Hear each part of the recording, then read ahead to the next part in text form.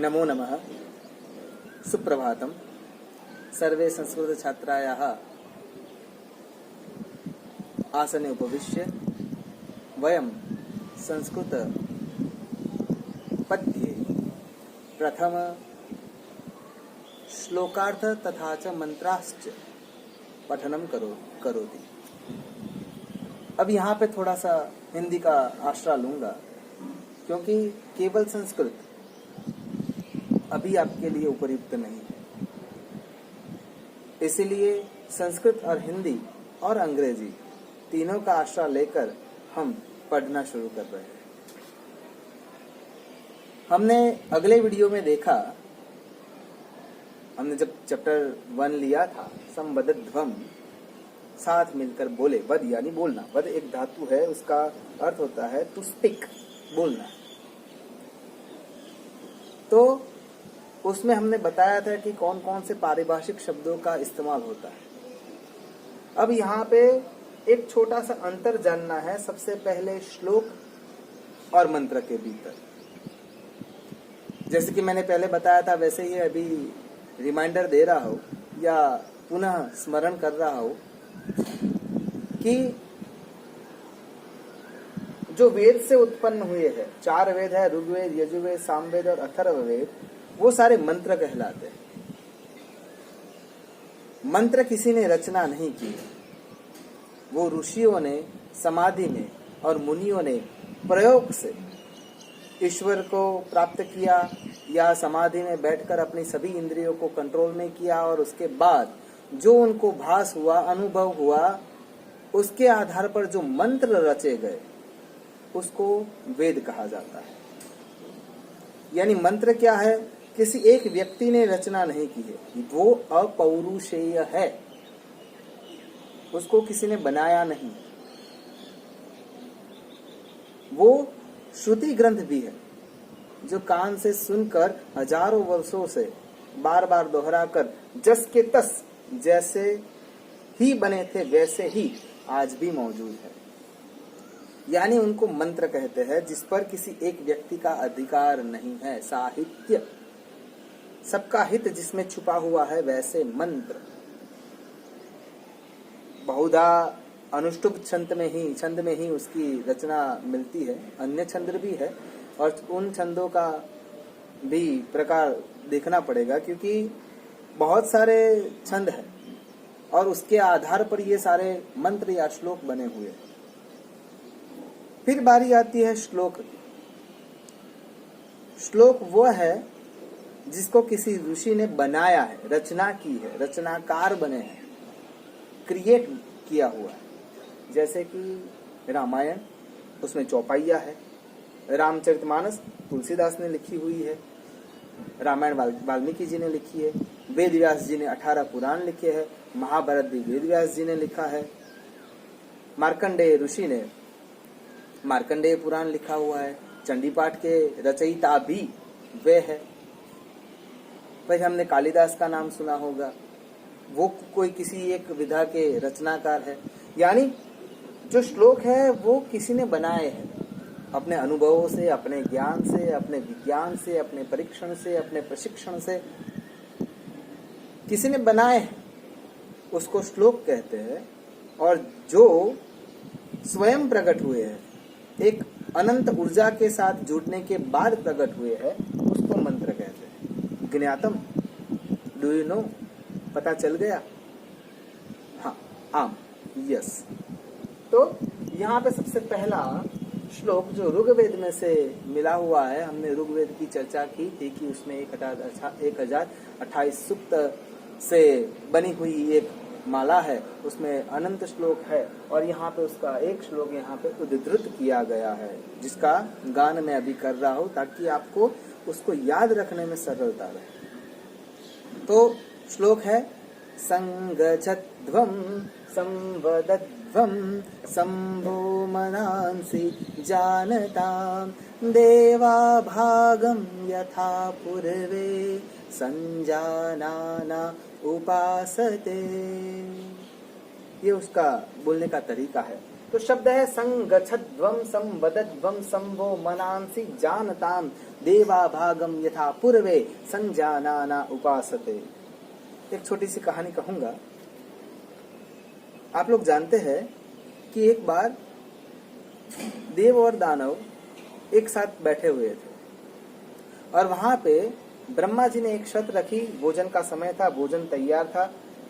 देवताओं को अलग कक्ष में रख दिया गया, दानवों को अलग कक्ष में रख दिया गया और बताया कि हाथ की कोहनी मुड़नी नहीं चाहिए और आपको खाना खाना है।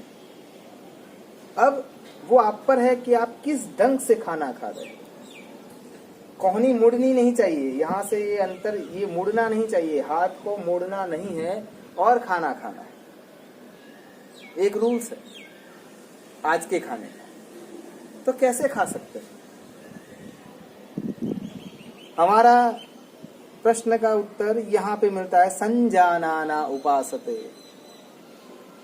देवताओं ने सोचा कि हाथ तो मोड़ना है नहीं, मोड़े बिना यहाँ तक पहुंचेंगे नहीं और खाना खा भी नहीं पाएंगे, तो क्यों ना हम एक दूसरे को खिलाएं।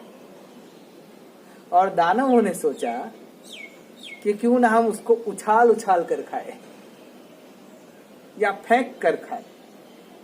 तो जब भोजन खत्म हुआ तब ब्रह्मा जी देखने गए तो उन्हें पता चला कि दैत्यों के खंड में, वर्ग में चारों ओर अनाज बिखरा हुआ है, क्योंकि उन्होंने एक मारा है, फेंका है, उछाला है और खाया है।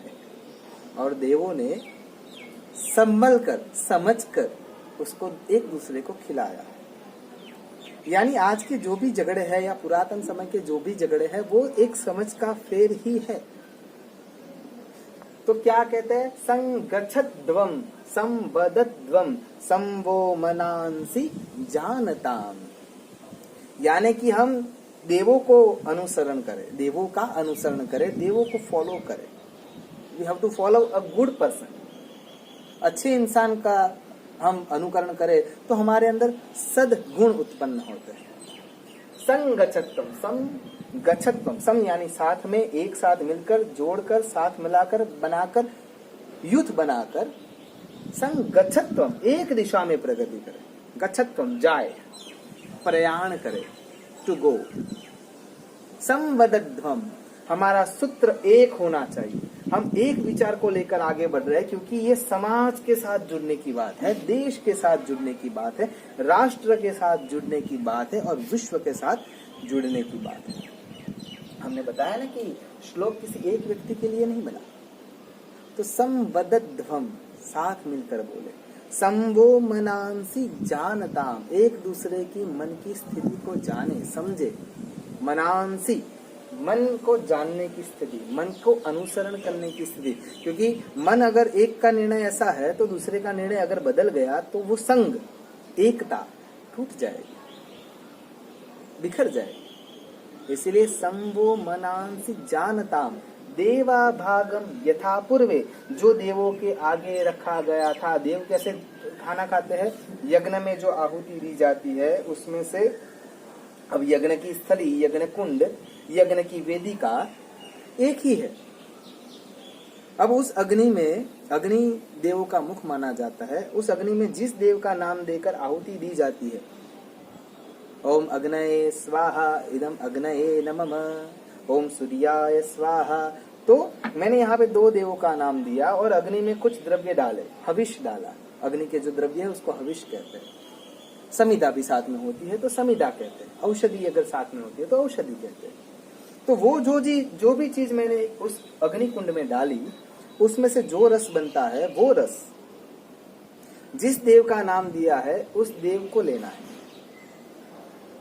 अब उसमें झगड़ा नहीं होता, क्योंकि वो मनांसिक, एक समान मन के विचार को लेकर चल रहे हैं। यानी एक ही कुंड में, एक ही थाल में, एक ही भोजन को अलग अलग व्यक्तियों के नाम से दिया जाना जाए तो भी, या दिया जाए तो भी, वो उसको समझ कर लेते हैं। पूर्वे, आगे जो रखा हुआ है उसको संजानाना उपासते, यानी कि संगच्छत्वम संबद्धध्वम संभो मनांसि जानता। हम भी देवा भागम यथा पूर्वे संजानाना उपासते, देवों के आगे रखा हुआ हविष, जिस प्रकार देव सब मिलकर उसको ग्रहण करते हैं, उसी प्रकार हम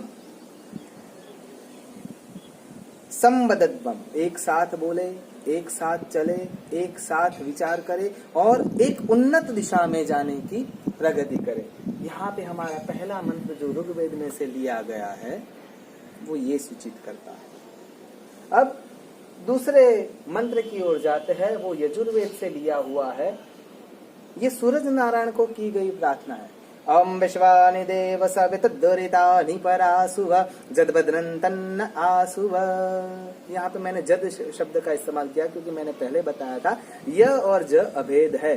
शुक्ल यजुर्वेद, कृष्ण यजुर्वेद, मैंने शुक्ल यजुर्वेद में इसको पढ़ा है। कृष्ण यजुर्वेद में वो ज का य हो जाएगा। फिर से ओम विश्वानि देव सवितुर्दुरितानि परासुव यद्भद्रं तन्न आसुव। आप सभी जानते हैं कि प्रार्थना का कितना महत्व होता है। तो यहाँ पे एक व्यक्ति, साधक या समुदाय आदिदेव नमस्तुभ्यं प्रसीद मम भास्करम, सूरज नारायण को प्रणाम करते हैं क्योंकि ये प्रत्यक्ष देव माने गए। आप सोचिए अगर सूरज नारायण न निकले तो ऐसा हो नहीं सकता, लेकिन अगर हमें दिन की जरूरत है तो इस ब्रह्मांड में, पृथ्वी में जितने भी कागज है, जितने भी तेल के कुएं है, या जितने भी क्रूड ऑयल है, या जो भी ज्वलनशील पदार्थ है, उन सभी का डगला, वो बहुत बड़ा पहाड़ बना दिया जाए, इकट्ठा कर दिया जाए, एक मोटो डगलो बना भी देवा में आवे और उसको यदि जला दिया जाए तो भी सूरज नारायण की खोट को वो भर नहीं सकता, पूर्ण नहीं कर सकता, क्योंकि वो देव है। ईश्वर की क्या व्याख्या हो सकती है जिसमें अनलिमिटेड पावर हो, जिसका कोई सब्स्टिट्यूट ना हो, कोई एक्स्ट्रा कोई ऐसी चीज ना हो जिसके उसके साथ तुलना की जा सकती है।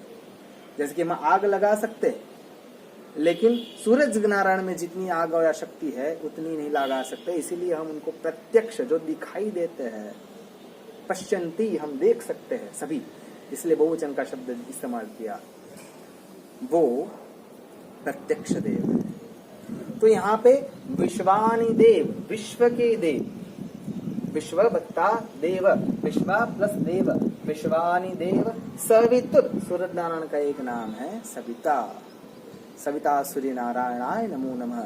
जब हम सूर्य नारायण की उपासना करते हैं, योग शास्त्र में हम जब सूर्य नमस्कार करते हैं तब उनके 12 अलग अलग आसन हैं। कह मारुत द्वादश अर्क में कर्थमिंडी चूर्ण कर। सूरज नारायण इस ब्रह्मांड में एक नहीं बार है। मैं पहले, कुछ समय हो गया, 2-3 साल पहले, मैं जब BTV देख रहा था न्यूज, तो उस न्यूज में ऐसा बताया गया कि एक सूरज नारायण के पीछे दूसरे सूरज नारायण भी दिख रहे हैं और लोग आश्चर्य हो गए, अरे 2-2 सूरज दिख रहे हैं, ऐसा कैसे हुआ? हमें आश्चर्य नहीं होना चाहिए, क्योंकि शास्त्र ऐसा कह गया है, कह द्वादश अर्क, इस ब्रह्मांड में एक नहीं 12 सूरज नारायण है। और ब्रह्मांड हमारी चुटकी में आ जाए या मुट्ठी में आ जाए या हथेली में आ जाए, इतना छोटा तो है नहीं। आकाश गंगा, सूरज नारायण हमारे यहाँ से, पृथ्वी से इतने दूर है, 148 पॉइंट समथिंग 8 प्रकाश वर्ष दूर है, और उनकी पहली किरण वहां से यहाँ तक आने में 8 मिनट लगाती है। हमारे भारत में अरुणाचल है, अरुण यानी जो सूरज नारायण की किरण, अरुणाचल, जहाँ पे सूरज नारायण की पहली किरण आती है, वैसा प्रदेश, भारत की बात कर रहा हूँ, वैसे तो जापान है। तो ये आदि देव है, पुरातन समय के, वहां से उनको पृथ्वी पर अपनी किरणों को भेजने में 8 मिनट लगते हैं। इतनी दूर है, फिर भी हमें गर्मी लग रही है, पसीना आ रहा है, और उसके कारण सचराचर जीव सृष्टि चलायमान है। इसीलिए विश्वानि देव, विश्व के देव, विश्वानि देव सवित दुरितानि परासुव, दुरितानि हमसे दूर रखे, क्या? जद भद्रन तन्न आसु, भद्र यानी कल्याण, पुण्य कर्म, हम हमारे से दूर रखिए। क्या दूर रखिए? जद भद्रन, जो अशुभ है, अकल्पनीय है, अवर्णनीय है, अकथ्य है, अविचारणीय है, जो हमारे लिए योग्य नहीं है, अभद्र है। आपने कभी कभी टिप्पणी में सुना होगा कि भद्र व्यवहार करना चाहिए, अभद्र मत बनो, बुरा व्यवहार मत करो। कबीरदास जी कहते हैं, बुरा जो देखन में चला बुरा न मिलिया कोई, जो दिल खोजा अपना मुझसे बुरा ना कोई। यानी अगर हम दूसरों में बुराई देखेंगे तो हम भी बुरे हो सकते हैं। यानी हमारे मन के अंदर के कोने कोने में से जद भद्रन सभी तरह के शुभ विचार, शुभ ज्ञान, शुभ संकल्प, शिव संकल्प मस्तु। ओम जग्जाग्रतो दूरमुदैति दैवं तदुसुप्तस्य तथैवेति दूरंगमन ज्योतिकाम ज्योतिरेकं तन्मे मनः शिव संकल्प मस्तु। हमारे मन में सिर्फ कल्याणकारी विचार आए, हमारे आसपास सभी कल्याणकारी जीव ही आ जाए। तो श्लोक का मंत्र का अर्थ कहता है, विश्वानि देव, हे विश्व के देव, विश्वानि देव सवितुद्दुरितानि परासो, सविता दुरितानि, दूर करे, हमसे दूर रखे, दुरितानि दूर रखे, परासुव जाने दीजिए, उसको छोड़ दीजिए, हमारे पास मत आने दीजिए। जद बदरन तन आसुव, जो कल्याणकारी है, जो समीचीन है, जो शुभ है, जो अच्छा है, जो ग्राह्य है, जो स्वीकार्य है, उसको ही हमारे पास आने दीजिए। ये जो वेद का मंत्र हमने देखा, अब हम अथर्ववेद की ओर जाते हैं। आप सभी जानते हैं ये सारे श्लोक है ना अनुष्टुप छंद में बंधे हुए हैं। जब हम छंदों की चर्चा करेंगे तब उसको वर्णित ज्यादा करूंगा। अभी ये जगह थोड़ी सी कम पड़ जाती है, इसीलिए पहले से लिखा हुआ है, तो थोड़ा सा जो मैं ज्यादा देना चाहता हूँ वो शब्दों से दे रहा हूँ। तो यहाँ पे अब अथर्ववेद का अनुष्टुप छंद में रचा हुआ एक मंत्र है, श्लोक नहीं है, मंत्र है। अनुव्रतः पितुः पुत्रो, अनुव्रतः टू फॉलो, व्रतः किसको फॉलो करना है? पिता के व्रत को। पुत्र या पुत्री ऐसे होने चाहिए जो अपने पिता के आचरण का अनुसरण करे। ये सांसारिक मंत्र है, ये हमें संसार में कैसे जीना चाहिए उस ढंग का एक दाखिला देता है कि पुत्र कैसा होना चाहिए, पुत्री कैसी होनी चाहिए। अनुव्रतः पितुः पुत्रो, पिता की आज्ञा का पालन करे, पिता का अनुसरण करे, क्योंकि हमारे यहाँ पे सबसे पहला मंत्र है मातृदेवो भव, पितृदेवो भव, फिर आचार्य देवो भव। मैं आपका आचार्य हूँ, मेरा स्थान तीसरा है, और अगर मैं पिता तुल्य कार्य करता हूँ, दंड देता हूँ अगर आप योग्य काम नहीं करते तो, और स्नेह भी देता हूँ आप यदि योग्य कार्य करते हैं तो आचार्य देवो भव। तो अनुवतः पितुः पुत्रो, पुत्र या पुत्री पिता के आचरण व्रत का पालन करने वाला बने। माता भवतु सम्मनाः, माता के साथ वही विचार रखने का जिसमें समझ हो, माता के साथ वही उसी ढंग के विचार के साथ वो वर्ताव करे, उसको माता भवतु सम्मनाः। सम्मनाः हमने देखा था ना, संगच्छत्व सम्मो मनान से जानता, मनाः। तो माता के साथ सही ढंग से पिता के आधार को लेकर ही अनुसरण करे। अब पत्नी कैसी होनी चाहिए? जाया पत्ते मधुमतिम वाच वदतु शांतिवाम। घर में शांति तब ही रह सकती है जब पत्नी पति के साथ, माता पिता के साथ या परस्पर वदतु शांतिवाम, वदतु यानी टू स्पीक, बोलना, शांतिवाम, शांति से बातचीत करनी चाहिए।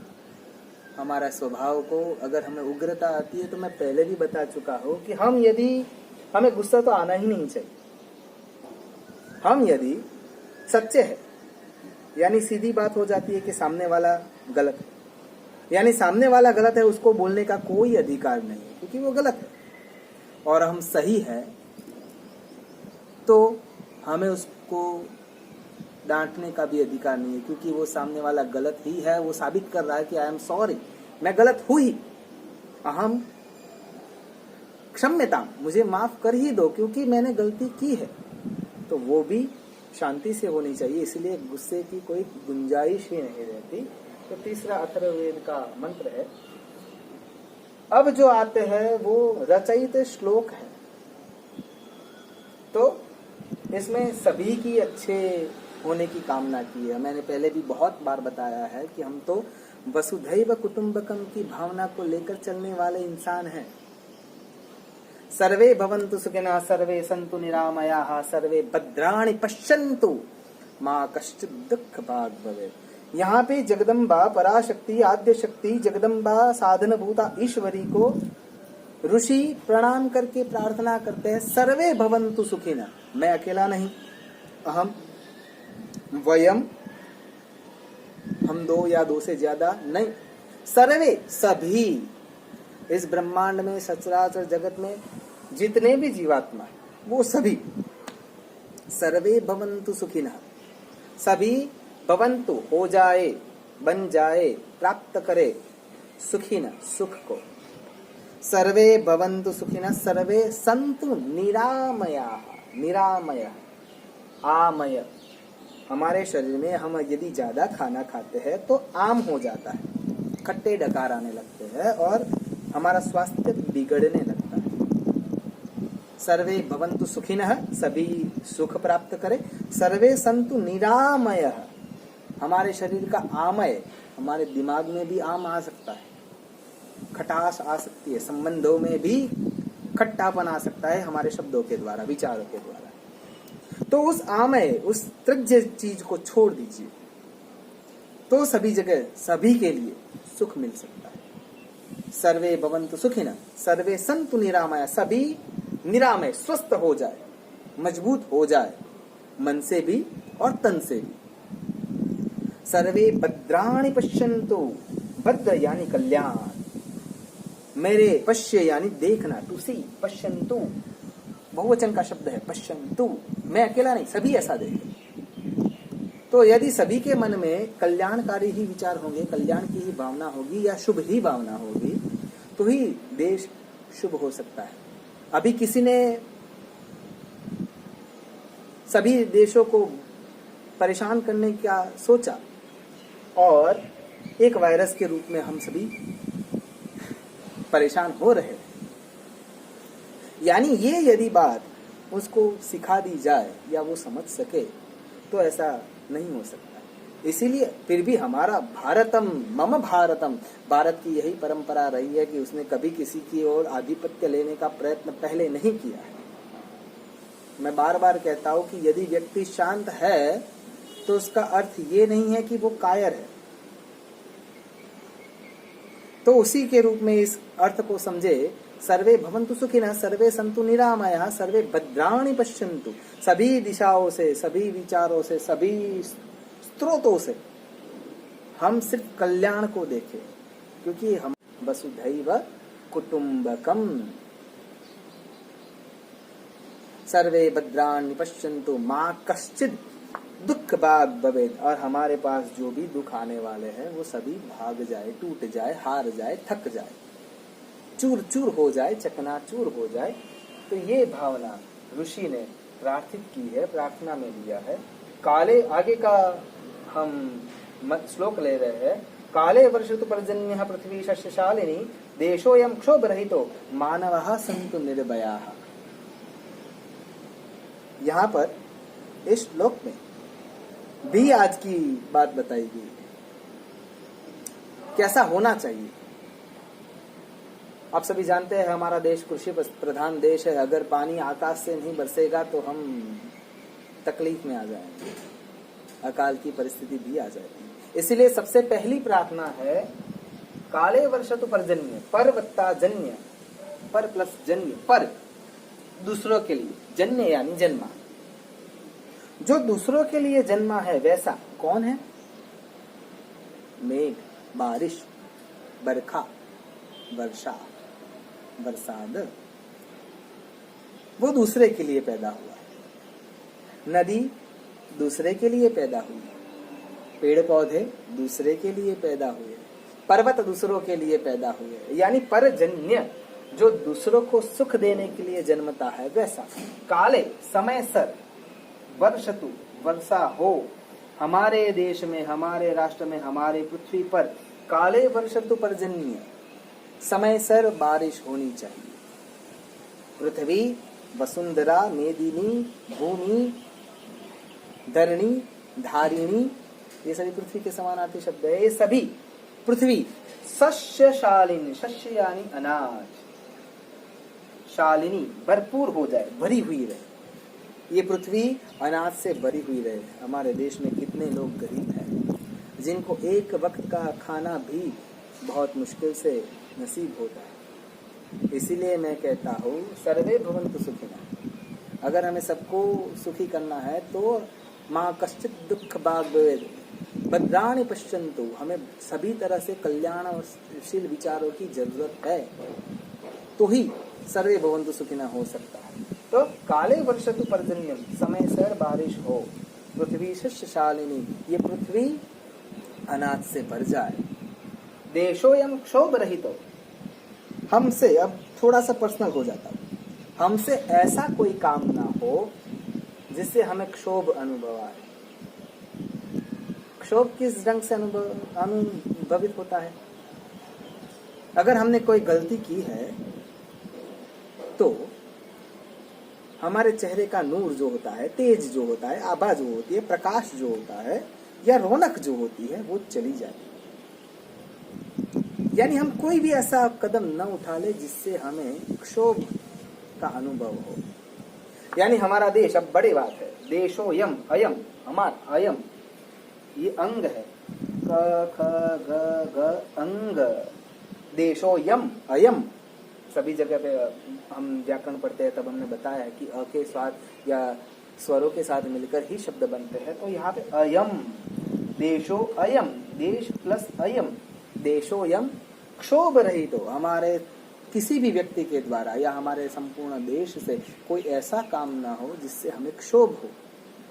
अगर हम आतंकवाद इजाद करते हैं तो हमें क्षोभ होना चाहिए।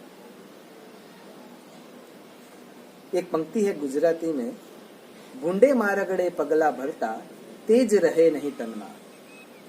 यदि हम अनर्थ के रास्ते पर चलने लगते हैं तो हमारे शरीर का नूर अपने आप चला जाता है।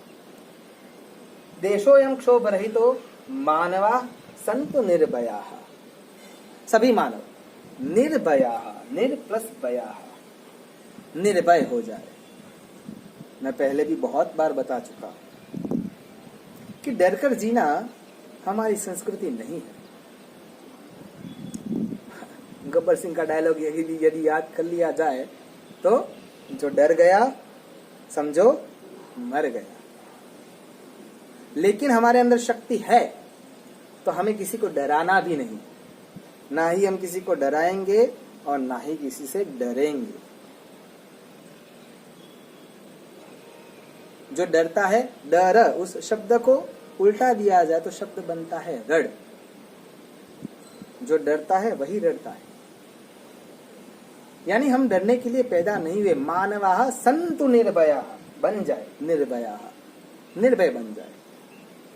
अगर आसपास या कहीं पे भी कोई गलत काम होता है तो निडर होकर उसका विरोध कीजिए, सामना भी कीजिए, क्योंकि हम भारत देश के रत्न हैं, क्योंकि हम विश्वदेव को भी पूजते हैं, एक साथ विचार भी रखते हैं, एक साथ चलने का हौसला भी रखते हैं, हम परिवार की भावना भी रखते हैं, सबके कल्याण की भावना भी रखते हैं, इसीलिए हम निर्भय हैं। मानवाः सन्तु निर्भयाः। और मैं पहले भी बता चुका हूं कि आज तक लोगों ने बलि हमेशा बकरे की दी है, क्योंकि वो डरता है, कमजोर है, शेर बनिए, उसकी बलि कभी नहीं दी जा सकती। अस्तु सदा शिवोहम। धन्यवाद।